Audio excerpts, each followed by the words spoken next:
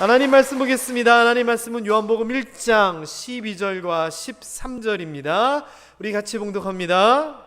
영접하는 자, 곧 그 이름을 믿는 자들에게는 하나님의 자녀가 되는 권세를 주셨으니 이는 혈통으로나 육정으로나 사람의 뜻으로 나지 아니하고 오직 하나님께로부터 난 자들이니라. 아멘.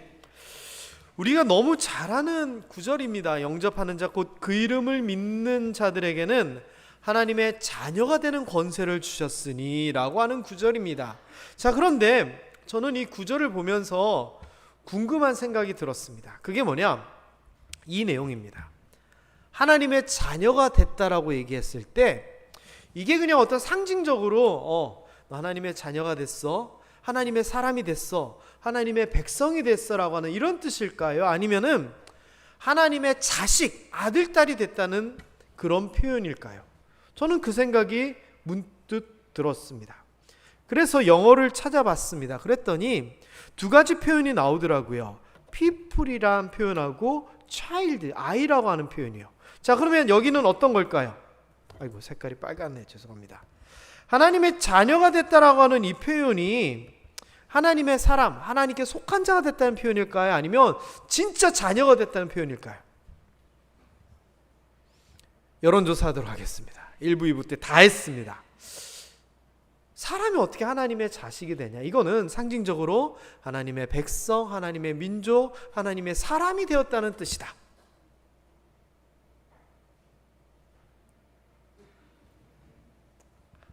한 명.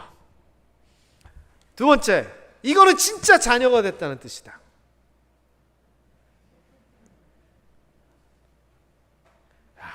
이걸 제가 왜 여쭤보냐면요, 저도 사실 이 한글 성경만으로는 저도 잘 모르겠더라고요. 그리고 여기서 말하는 자녀가 아까 우리 김동찬 장로님께서 기도 때 잠시 언급한 것처럼 너는 내 아들이다, 내 딸이다 이렇게 표현을 했잖아요. 근데 이게 상징적인 표현인지 진짜 혈연 관계 이런 건지 저도 사실 좀 애매했습니다. 그래서 이리저리 찾아봤더니 정답은 2번입니다. 진짜 하나님의 자식, 자녀를 얘기하는 표현이었습니다. 뒤에 보면 뭐라고 나오냐면요, 이게 혈통으로나 육정, 사람의 어떤 육신의 정으로나 욕심으로나 어떤 사람의 방법으로 된 게 아니다라고 얘기하면서 하나님께로부터 났다라고 얘기를 해요. 그러니까 더 사실은 애매한 거예요.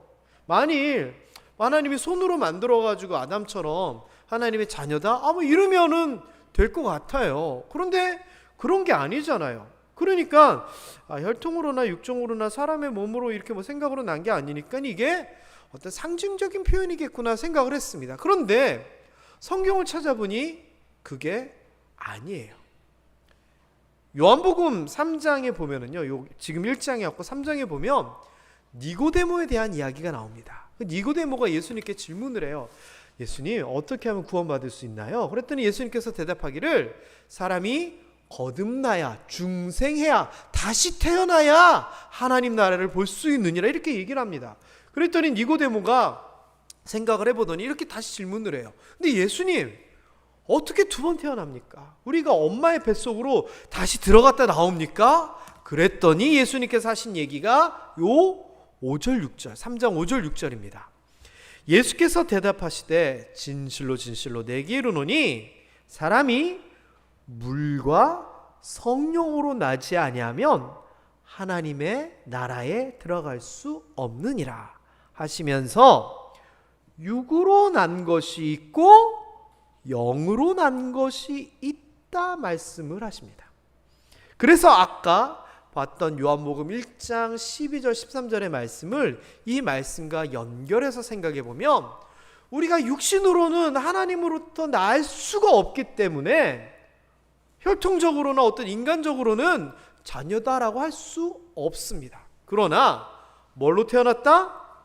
물과 성령으로 해서 영적으로 하나님으로부터 난 영적 자녀다라고 하는 겁니다. 그래서 여러분, 오늘의 제목이 은혜, 자녀 삼으시다 이거든요. 우리를 영적으로 하나님의 방법으로 자녀 삼으셨다는 게 하나님의 은혜임을 우리가 깨닫는 시간 되었으면 좋겠습니다. 왜냐? 우리가 자격이 도대체 뭐가 있어요? 무슨 일을 했다고 하나님께서 자녀를 삼으십니까? 그냥 상징적인 게 아니라 진짜 자녀 삼으셔서 우리가 아까 봤던 본문 말씀에 보면 하나님의 자녀가 되는 권세라고 했거든요. 자녀로서 누리는 이런 권세까지 가지고 하셨는지 생각해 보면 은혜라고 하는 그 말 외에는 사실 할 말이 없습니다. 이 영적인 자녀 삼는다라고 얘기를 했는데 진짜 성경에 보면 이런 표현들이 나옵니다. 가장 먼저 하나님께서 자녀 삼았다는 표현이 나온 것은 이스라엘 민족에 대한 이야기를 하면서입니다. 출애굽기 4장 22절 한번 읽어볼까요? 시작. 너는 바로에게 이르기를 여호와의 말씀에 이스라엘은 내 아들 내 장자라. 네, 이게 무슨 말이냐면은 하나님께서 모세에게 바로 왕에게 가가지고 내 백성을 돌려달라, 풀어달라, 이 얘기를 전하라고 하면서 이런 표현을 쓴 겁니다. 이스라엘 백성들이 내 아들이고 내 장자다. 여러분, 이스라엘 백성뿐만 아니라 우리 모두도 하나님의 자녀임을 깨닫고 감사할 줄 아는 여러분 되시기를 주님의 이름으로 축원합니다. 성경의 역사를 보면은 실제적으로 혈통으로 자녀가 되고 또 장자가 되는 것이 중요한 것들이 분명히 나옵니다만 창세기를 보면은 혈통보다 더 중요한 이야기가 나옵니다. 자녀되고 또 장자됨에, 아니 피 말고 뭐가 더 중요하냐? 있습니다. 야곱에 대한 이야기에 딱 적당한 표현이 나옵니다. 노란 글씨 읽어볼까요? 뭐라고요? 노란 글씨만 시작. 장자의 명분이라고 하는 표현이 나옵니다. 명분이 뭐예요? 자격이 있는 겁니다. 자격입니다. 자격. 그래서 야곱과 관련된 이야기를 보면 이 진짜 장자가 누구고 명분이 누구고에 대한 이야기가 굉장히 많이 나오게 됩니다. 그래서 우리가 혈통이니 사람의 이런 의미의 자녀가 아니라 명분으로서, 자격으로서 영적인 자녀가 되는 것은 요 야곱의 이야기를 좀 살펴보면 좀 더 무언가를 생각할 수가 있습니다. 일단 이 장자 얘기가 나오면 야곱을 빠질 수가 없는 이유가 태어나면서부터 이게 문제였습니다. 야곱한테는. 왜냐? 쌍둥이거든요. 형님이 에서고 동생이 야곱입니다. 그런데 아이들이 이 쌍둥이를 낳을 때 무슨 일이 있었냐면 첫 아이를 출산하는데 잘 안 나옵니다. 그래가지고 겨우 애를 빼다 보니 이 첫 아이 에서의 발꿈치를 둘째가 꽉 잡고 있는 겁니다. 그래서 둘째 야곱이라고 하는 이름의 뜻은 발꿈치를 잡았다라고 하는 뜻이 있습니다. 그래서 이게 그냥 생각이지만 뱃속에서 싸웠던 것 같아요. 누가 형님이 될 것인지. 그래서 예서가 나가려고 하니까 나가지 마, 내가 나갈 거야. 발꿈치를 잡지 않았을지.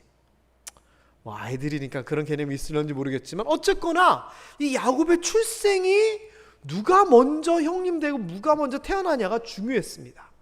그래서 이게 조금 한이 맺혔던 것 같아요. 그래서 나중에 커서요, 형님 에서가 사냥을 하고 와가지고 배가 고파서 막 허덕거리니까 맛있게 단팥죽을 끓여가지고 형 앞에서 알짱거립니다. 에서가 팥죽을 달라 그랬더니 안 된다고, 내 거라고. 그러면서 하는 얘기가, 형 이거 먹고 싶으면 장자라고 하는, 형이라는 하는 그거 명분, 자격을 나한테 팔라, 꼬시는 겁니다. 그랬더니 에서가 하는 얘기가, 내가 지금 배고프고 힘들어 죽겠는데 그 명분이 뭐가 중요하냐라고 하면서 냅다 거래를 성사시킵니다. 자, 그런데 이게 엄청난 변화의 시작입니다. 성경의 역사는요, 하나님께서 아브라함을 통해서 씨의 역사라고 합니다. 그래서 서신학대학교의 최종진 박사님 교수님은 구약 교수님이셨는데 이 구약의 역사를 가지고 신학을 하면서 시신학이라고 하는 표현을 씁니다. 혈통을 통해서 이어지는, 예수 그리스도까지 이어지는 그것을 창세기부터 쭉 설명을 하신 적이 있거든요. 그러니까 하나님께서도 아브라함을 부르셔가지고 민족을 만드셔서 혈통을 통하여 예수 그리스도께서 나아가시는 이것을 하신 거 맞습니다. 자, 그런데 구약의 개념은 장자 우선의 개념입니다. 자, 그러면 원래대로 됐으면 누가 하나님의 뜻에 따라 이게 이어져야 되는가? 에서입니다. 그래서 아브라함이 이삭을 낳고 이삭이 야곱과 에서를 낳는 그 흐름 가운데 누가 진짜 하나님의 택함받은 자녀이냐가 너무 중요합니다. 그것을 그 선대에서 이미 겪었습니다. 누구? 이스마엘과 이삭의 사이에서 하나님께서 사라에게서 난 자가 진짜 내 아들이라고 하는 그 이야기 때문에 하갈에서 태어난 이스마엘이 내치게 됩니다. 왜? 하나님께서 혈통을 통하여 흘러가는 이 역사에서 이스마엘을 떼낸 거거든요. 자, 그런데 둘째 그 다음 때에 에서 야곱이 있으면 하나님께서 정석으로 가면은 에서를 통해서 가야 되는데 지금 무슨 사건이 있었다고요? 장자의 명분을 에서가 팔아버린 겁니다. 그리하여 야곱을 통해서 역사가 이루어지게 됩니다. 게다가 이 야곱이요, 좀 이름 그대로 얍삽합니다. 그래서요, 아버지 이삭이 자녀들을 위하여 마지막으로 축복할 때 장자에게 주는 축복이 크다는 것을 알기 때문에 형하고는 이렇게 속임수로 그렇게 했지만 아버지는 모르잖아요. 눈 나쁜 아버지를 속이기 위해서 양털로 털 많은 형 흉내를 내서 가가지고 아버지 저 에서예요, 축복해 주세요. 아니 목소리나 냄새는 야곱 같은데 아니에요, 만져보세요. 이거를 한 거예요. 왜? 장자로서의 명분과 자격과 축복을 사모한 거예요. 그래서 야곱을 통하여 그 역사가 흘러나가게 됩니다. 자, 그런데 그 다음 때가 문제입니다. 아브라함 다음 때에 이스마엘과 이삭에서 이삭이 장자로서의 명분을 얻고 쭉 이어가고요, 에서와 야곱에서는 야곱이 명분을 얻고 이제 쭉 이어가게 됩니다. 자, 그러면 야곱의 장자는 누구일까요? 저는 이 문제를 틀릴 수가 없습니다. 왜? 제가 예전에 그 서울시내 대학원 들어갈 때 면접을 봤어요. 면접. 한 방에 들어가면 교수님 3명이 이것저것 묻습니다. 그래서 뭐 생활에 대한 거, 뭐 신학에 대한 거, 성경에 대한 거 이렇게 묻는데 제가 그냥 일반 면접하는 방에 들어갔더니 교수님이 저를 보더니 딱 앉으니까 자넨 됐고 통과 이러시더라고요. 왜? 제가 대학교 4년 그 전에 MDB라고 하는 과정 2년, 6년 동안을 이미 거기서 공부를 했기 때문에 교수님들이 저를 너무 잘 알아요. 게다가 그 중간에는 면접 심사하는 장이 제 지도 교수님이었어요. 그러니까 뭐 물어볼 게 뭐 있어요. 그러니까 자넨 됐고 하고 통과를 시켜줬네요. 근데 그 다음이 성경에 대한 시험 부분이었어요. 아, 들어갔더니 2명을 딱 앉혀있는데 3분 교수님이 문제를 물어보는 거예요. 근데 제 앞사람에게 사도 바울이 뭐 어디에서 3년 동안 사람들을 가르쳤던 그곳의 이름이 뭐냐, 이거를 딱 묻는데 저도 처음에 생각이 안 나다가 두란노 이 생각이 났어요. 근데 제 앞에서 그 질문을 받는 그분은 긴장을 해서 그걸 대답을 못하는 거예요. 쩔쩔매는 거예요. 그래서 교수님들이 그래도 통과를 시켜야 되니까 그 무슨 서원 있잖아요, 뭐 이런 식으로 막 힌트를 주면서 이렇게 하시더라고요. 그래 놓으니 제가 얼마나 긴장되겠어요. 앞사람은 틀려가지고 막 그러고. 그래서 제가 막 긴장하고 있는데 그때 저한테 내셨던 문제가 야곱의 큰아들이 누구냐였습니다. 그래서 제가 루벤입니다 당당하게 대답하고 통과했던 기억이 납니다.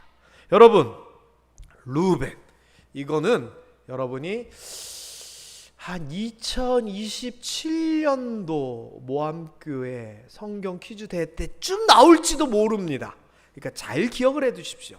그런데 그렇다면 아브라함부터 흘러왔더니 하나님의 역사가 장자인 루벤을 통하여 이어지느냐? 아닙니다. 태어나기는 루벤이 먼저 태어났는데 루벤은 자격을 상실해 버립니다. 명분이 없어져 버립니다. 사건이 있었어요. 나중에 이 야곱이 자기의 자녀들을 막 축복하는데 르우벤을 위해서 축복하면서 이런 얘기를 합니다. 르우벤아, 네가 내 장자지. 그리고 능력이고 나의 위세고 위풍이고 권능이 탁월하고 다 좋은데 너 실수한 거 있잖아 얘기를 합니다. 이게 뭐냐? 내가 아버지의 침상에 올라 더럽혔습니다 라고 이야기를 합니다. 이게 뭐냐면요, 성경에는 자세히 나와 있지는 않지만 뭔 썸씽이 있었어요. 그게 뭐냐, 야곱의 첩입니다. 첩인 빌하라고 하는 여인이 있습니다. 이 빌하와 이 루벤이 이른바 부적절한 관계를 맺어요. 이것도 제가 성경에는 나와 있지 않지만 무슨 영화로 치면은 스토리가 있어요. 제가 보니까. 왜냐면요, 루벤은 장남입니다. 맨 먼저 태어났어요. 그리고 야곱의 첫 번째 부인인 레아의 장손, 첫 아들이에요. 그런데 이 야곱이 부인이 둘이었어요, 원래는. 그래서 첫 번째 라헬이라고 하는 여인을 좋아했는데 외삼촌의 딸입니다. 가가지고 라헬하고 결혼하겠다 그랬더니 외삼촌이 야 공짜가 어디니 7년 동안 일해라. 그래가지고 7년 동안 월급 한 푼도 못 받고 그 결혼을 위해서 일을 합니다. 그래가지고 결혼을 했더니 첫날 밤 지내고 다음날 아침에 돼보니 이 여인이 라헬이 아니라 언니인 레아인 겁니다. 그래서 야곱이 이게 뭐냐 그랬더니 외삼촌이 하는 얘기가 야 순서가 있지, 언니 먼저 가야지, 7년 더 해, 7년 더 일하면 둘째 라헬도 줄게, 이렇게 된 겁니다. 근데 이 야곱이 라헬을 너무 사랑했기 때문에 7년을 하루같이 지내면서 그 결혼을 이루어냅니다. 그런데 하나님께서요, 이게 공평하다 그래야 되나요? 아닌가? 뭐라 그래야 되나요? 이 레아는 아이를 그냥 숨풍숨풍 잘 낳게 왔습니다. 르벤 낳고 시몬 낳고 그 다음에 또 레위 낳고 유다 낳고 쫙 자녀들 낳게 하는데 라헬은 자녀를 안 주시는 거예요. 그래서 이 라헬이 어떻게 했느냐, 내가 그러면 아이를 못 낳으면 내 소유인 내 종 비라를 통해서 아이를 낳게 하겠다, 이렇게 생각을 한 거예요. 이거는요, 아브라함 때에 사라가 아이를 못 낳으니 사라의 종인 하갈에게 이스마엘을 낳게 한 거랑 똑같은 개념입니다. 지금으로는 좀 이상하지만 그때는 그게 당연한 거였어요. 그래서 이 라헬의 종인 빌하를 통하여 자녀를 낳게 합니다. 자, 물론 나중에 이 하나님께서 이 라헬을 불쌍히 여겨서 자녀를 낳게 하죠. 자, 그러면 나이 차를 보면은 르우벤은 먼저 태어나 있었고 시간이 좀 지나서 나이 어린 여종 빌하를 야곱의 후초로 보냅니다. 다시 얘기하면 르우벤과 빌하는 어릴 때부터 같은 지역에서 같은 공간에서 같은 집안에서 살았던 사이일 수 있습니다. 그래서 아마 르우벤이 어릴 때 빌하를 보면서 내가 어른 되면 빌하랑 결혼해야지 이 생각을 했을지도 모릅니다. 자, 그러나 그것은 알 수가 없습니다. 왜? 성경에 나오지 않기 때문에. 어쨌거나 그랬다가 나이가 들어 아버지가 힘이 없으니까 이 르우벤이 빌하하고 부적절한 관계를 맺습니다. 그것을 야곱이 알고 지금 이렇게 얘기하는 겁니다. 너 잘못한 거 있잖아. 내 아들 장자의 자격이 없다라고 하면서 장자로서의 이름을 거둡니다. 그러면 누가 대신 이어서 야곱의 장자가 됐을까요? 퀴즈. 1, 2부 예배 들으셨던 분들 빼고. 그러면 야곱의 정식 장자는 누굴까요? 정답은 바로 요셉입니다. 성경에서 그렇게 얘기합니다. 요셉은 누구냐? 아까 얘기했던 두 번째 부인 라헬, 아이가 없었던 그 라헬이 나중에 하나님 앞에 대성통곡하면서 서럽다고 했더니 하나님께서 그 태의 문을 열어주십니다. 그때 태어난 게 요셉이에요. 그래서 이 야곱이 요셉에는 색동옷 입히고 형들 일할 때 귀하게 했던 게 늦게 얻은 라헬의 아들이었기 때문에 그렇게 귀하게 한 겁니다. 물론 이게 이런 편애가 나중에 형제간의 갈등이 일으키고 요셉이 팔려가는 이유가 됐죠. 그런데 이 요셉이 둘째인 라헬의 첫 아들이었음에도 불구하고 장자의 역할을 감당하게 되는데 그것은 하나님이 그와 함께 했기 때문입니다. 하나님이 그와 함께해서 보디발 장군의 집에 팔려가서도 또 감옥에 갇혀서도 또 애굽의 총리가 돼서도 하나님께서 형통하게 하십니다. 게다가 그 요셉으로 말미암아 나중에 가뭄이 들어가지고 야곱의 집안이 굶어 죽게 됐을 때 애굽으로 다 불러들여서 거기에서 땅 주고 하면서 부흥하게 합니다. 그러니 요셉이 가문을 살린 자녀가 됩니다.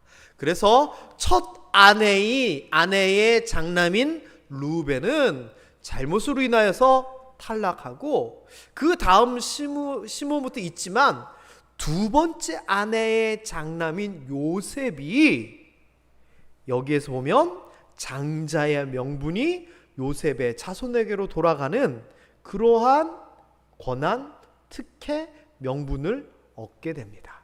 자, 그렇다면 퀴즈입니다. 2032년쯤에 제가 낼게요. 야곱의 실제적인 장자는 누구일까요? 누구라고요? 요셉입니다. 육신의 자녀는 루벤, 실제적으로 명분을 가진 장자는 요셉. 자, 그럼 이게 끝인가? 아닙니다. 이 요셉이 장자로서 명분만 얻은 것이 아니라 실제로 권리를 행사하는 얘기가 나오게 됩니다. 그게 어디냐? 가나안 땅을 분배할 때입니다. 가나안 땅을 분배할 때 이스라엘 백성들이 가나안을 정복하고 12개 지파가 땅을 하나씩을 받게 됩니다. 자, 그런데 레위 지파는 그 분배에서 제외됩니다. 왜? 레위 지파는 하나님을 섬기는 지파이기 때문에 한 지역에 있는 것이 아니라 각 지파 속에서 다 골고루 살면서 각 지파가 10의 1조를 내면 그것을 가지고 먹고 살도록 했기 때문에 레위 지파는 땅을 받지 못했습니다. 그런데 레위 지파가 받지 못한 땅을 누가 받게 되느냐? 바로 이렇습니다. 요셉의 두 아들인 므낫세와 에브라임을 하나의 지파로 인정을 합니다. 하나하나씩을. 그래서 요셉은 요셉 지파라고 하는 말이 없습니다. 이스라엘의 12지파를 얘기하면 요셉 지파라고 표현하지 아니하고 므낫세 지파와 에브라임 지파를 얘기합니다. 왜? 가나안 땅을 그렇게 분배받았고 이 형제는 한 명이 한 지파다라고 인정을 받았어요. 이것도 다 이유가 있습니다. 법입니다. 법. 신명기서에 보면 또 재밌는 얘기가 나옵니다. 한 남자에게 아내가 둘이 있는데 한 아내는 미워하고 한 아내는 너무 사랑합니다. 그런데 이 미워하는 아내에게서 첫 아들이 나게 되고 그 사랑하는 아내에게서는 그 다음 아들이 나게 됩니다. 자, 이 남자가 죽으면 사랑하는 아내에서 나오는 그 아이에게 유산을 몰아줘야 되느냐 아니면 미워하는 장자에게 줘야 되느냐. 그랬더니 법으로 뭐라고 얘기하냐면은 반드시 그 미움을 받는 자의 아들을 장자로 인정해라. 미움을 받건 이거건 저건 상관없이 먼저 태어나면 장자다라고 이야기합니다. 그러면서 장자에게는 법적으로 두 몫을 줘라. 그게 장자의 권리다라고 얘기합니다. 다시 얘기하면 만일 르우벤이 첫 아들 르우벤이 야곱이 있고요. 르우벤이 장자의 역할을 제대로 잘 감당했으면 가나안 땅을 분배받을 때 어떻게 받아요? 르우벤이 두 몫을 받았을 겁니다. 그러나 르우벤이 장자의 명분을 잃었기 때문에 11번째 아들인 요셉이 장자의 명분을 얻게 되고 요셉의 두 아들 므낫세와 에브라임이 한 몫씩을 받아가며 이 므낫세도 한 지파로 인정하고 에브라임도 한 지파로 인정하는 두 몫을 요셉은 받게 됩니다. 명분이 있었기 때문에.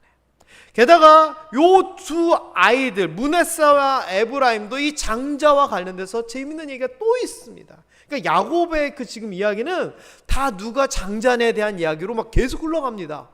이 야곱이 나중에 죽을 때 요셉에 대해서는 요셉만 축복한 게 아니라 그 손주들도 축복을 하게 됩니다. 그런데 손주들도 축복을 하려고 할 때 그들의 관습은 같이 축복을 하게 되면 장자에게는 오른손을, 다음 아들에게는 왼손을 줘가지고 축복을 하거든요. 이거 별거 아닌 것 같지만 그들에게는 중요한 건가 봅니다.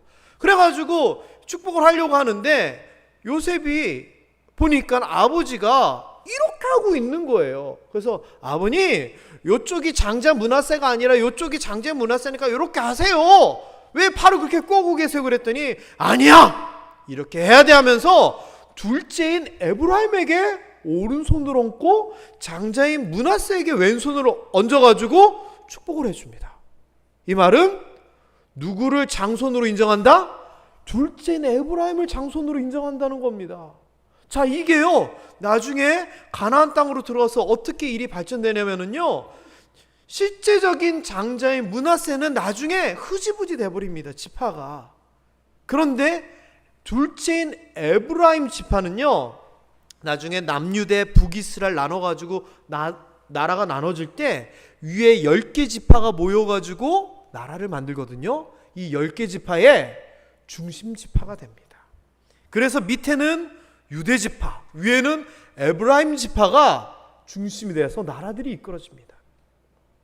여러분, 지금까지 봤는데요, 태어난 순서가 어떻건, 이 사람이 뭐 본처의 아들이건 뭐 후처의 아들이건 뭐 둘째 아들이건 뭐 첩의 아들이건, 이게 중요한 게 아니라 장자다, 아들이다, 명분을 얻는 사람을 중심으로 성경은 이어졌습니다. 게다가 이스라엘에 또 다른 장자가 있습니다. 육적인 장자가 있는가 하면 명분을 얻은 실제적인 요셉의 장자가 있고, 또 다른 장자가 있는데 그게 뭐냐? 영적인 장자입니다. 영적인 장자. 그게 누구냐? 유다입니다. 유다는 르우벤, 시므온, 레위, 그 다음 유다, 네 번째 아들입니다. 네 번째 아들. 그런데 이 유다에 대하여서 야곱이 나중에 축복을 하는데 뭐라고 축복을 하냐? 이렇게 축복을 합니다. 유다야, 너는 내 형제의 찬송이 될 거야. 내 손이 원수의 목을 잡을 것이야 하면서 내 아버지의 아들들, 형제들이 네 앞에서 절을 할 것이야 라고 얘기합니다. 마치 요셉이 꿈을 꿨을 때 형들이 뵌 집단들이 요셉의 집단에게 절을 하고 해와 달과 별이 요셉에게 절을 한 것처럼 네 형제들이 너에게 절을 할 거야. 그러면서 계속하는 얘기가, 너를, 유다를, 왕의 권위를 상징하는 왕의 지팡이가 유다를 떠나지 아니할 것이고, 통치의 지팡이가 네 발 사이를 떠나지 아니할 거야. 유다, 너는 모든 사람들이 너에게 복종하게 될 거야. 이 축복을 합니다. 이거 복잡한 내용입니다. 실제 장자는 르우벤이었는데 내쳤고, 요셉은 잘했기 때문에 실제적으로 땅을 2개를 주는 실리를 줬지만, 실제적인 형제들을 다스리고 형제에서 가장 높은 권위는 누구에게 주고 있느냐? 넷째 유다에게 주는 겁니다. 그리고 실제 어떻게 됐는가? 영적인 장자로서 순서는 뒤에 있었겠지만 유다를 통한 하나님의 계획이 쫙 이어집니다. 그리고 그 자손 중에 누가 태어나게 되냐? 다윗이 태어나게 됩니다. 그리고 야곱이 약속한 것처럼 다윗은 이스라엘 왕이 됩니다. 하나님께서도 다윗을 통한 영원한 약속, 소금 약속을 얘기합니다. 그리고 원수의 목을 잡을 것이다 라고 하는 이 표현, 마치 창세기에서 여인의 후손이 뱀의 머리를 상하게 할 것이라 라고 하는 이 표현처럼 죄와 사망의 권세를 꺾으시는 예수님에 대한 상징으로서 표현됩니다. 그리고 다윗의 후손으로서 예수님께서 태어나는 거죠. 그래서요, 하나님의 그 영적인 흐름의 역사는 아브라함, 이스마엘, 야곱, 이스마엘 빠지고 이스마엘, 야곱이 아니라 이스마엘, 이삭을 통해서 여러 가지 형제들이 있지만 에서, 야곱 중에 야곱의 루벤, 요셉 다 있었지만 유다를 통해서 쭉 이어지게 가게 된 거죠. 자, 다시 한번 이 이야기는 유다 왕국이라고 하는 것을 통해서 정확하게 실현이 되었고요. 오늘날 우리가 이스라엘 사람들을 뭐라고 불러요? 이스라엘 사람 학살이라고 표현해요? 아니고 뭐라고 표현하죠? 유태인이라고 그러잖아요. 이 유태가 유다라고 하는 표현입니다. 그러니 하나님의 영적인 흐름에 있어서는 누가 장자이느냐? 유다가 야곱의 영적 장자로서 그 모든 것을 감당했던 거죠. 참 큰아들도 많네요. 혈통의 아들, 명분상 아들, 영적인 아들. 자, 그렇다면 순서, 혈통, 본처, 후처 이게 중요한 게 아니라 하나님께서 택하시고 명분을 준 사람이 하나님의 장자로서 그 흐름을 이어왔습니다. 오늘날에는 누굴까요? 바로 우리들입니다. 우리가 하나님의 자녀로서 택함을 받아 장자로서 아들로서의 권세를 누린다는 겁니다. 그게 예수님 시대 이후 하나님께서 성경을 통하여 우리에게 주시는 말씀입니다. 실제로 따지자면 예수님만이 하나님의 자녀라고 얘기할 수 있겠지요. 또 성경적으로 보면 이스라엘 백성들이 우리 민족만 하나님의 자녀라고 우길 수도 있겠지요. 그러나 아닙니다. 하나님께서 뭐라고 얘기하시냐면 우리도 다 하나님의 아들 자녀다라고 얘기를 하십니다. 혈통, 역사, 그게 중요한 게 아닙니다. 하나님이 그렇게 말씀하시고 인정하시면, 우리에게 명분을 주시면 그게 맞는 말입니다. 그게 요한복음 1장 12절입니다. 영접하는 자, 곧 그 이름을 믿는 자, 예수 그리스도 구원의 이름을 믿는 자에게는 하나님의 자녀가 되게 하신다. 혈통이 중요한 게 아니고, 역사가 중요한 게 아니고, 자격이 중요한 게 아니고, 예수 그리스도를 믿으면 하나님의 자녀가 되게 한다는 겁니다. 갈라디아서 3장 26절에도 믿음으로 말미암아 예수 그리스도 안에서 우리가 하나님의 아들, 하나님의 딸, 하나님의 자녀가 된다라고 명확하게 얘기하십니다. 게다가 여기에 대해서 보증하고 증언하고 증인으로서 쓰신다는 분이 있습니다. 누구냐? 성령님입니다. 읽어볼까요? 시작. 성령이 친히 우리의 영과 더불어 우리가 하나님의 자녀인 것을 증언하시나니. 성령의 그 역사를 통하여 우리로 하여금 하나님의 자녀임을 성령님께서 증언하신다는 겁니다. 그렇다면 여러분, 우리가 예수님도 아닌데 무슨 하나님의 자녀니, 이스라엘 백성들만 하나님의 장자니, 이런 얘기, 사람의 얘기 들을 필요 없습니다. 우리가 하나님의 자녀인 겁니다. 옆 사람에게 한번 좀 턱을 좀 올리시면서 의시되면서 얘기 좀 해주세요. 내가 하나님의 자녀예요. 시작. 또 옆에 분에게 이렇게 얘기하세요. 게다가 내가 장녀예요. 시작. 여러분에게는 하나님의 자녀로서, 하나님의 장자로서의 권세가 있습니다. 왜? 제 얘기가 아니라 권세를 주셨댔잖아요. 자녀 되는 권세. 그래서 자녀로서 누릴 수 있는 거 누리는 겁니다.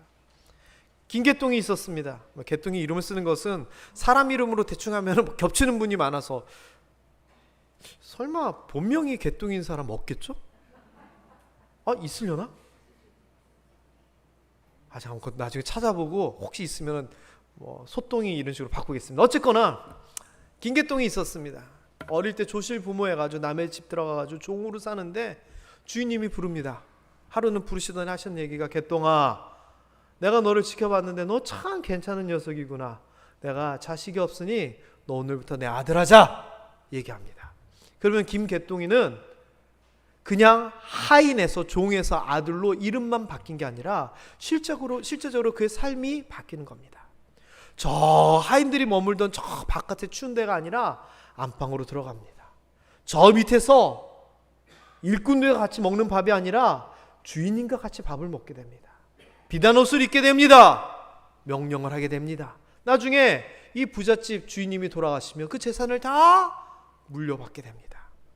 우리가 하나님의 자녀 됐다는 것은 명분만 얻고 이름만 바뀐 것이 아니라 자녀로서 누리게 되는 권세 또한 우리가 가지게 되는 겁니다. 그러니 이게 하나님의 은혜가 아니고 무엇이겠습니까? 여러분에게는요, 어마어마한 권세들이 있습니다. 그 권세가 뭐냐? 그것은 다음 주에 이어서 말씀드리도록 하겠습니다. 오늘은 여기까지만 하겠습니다. 기도하겠습니다.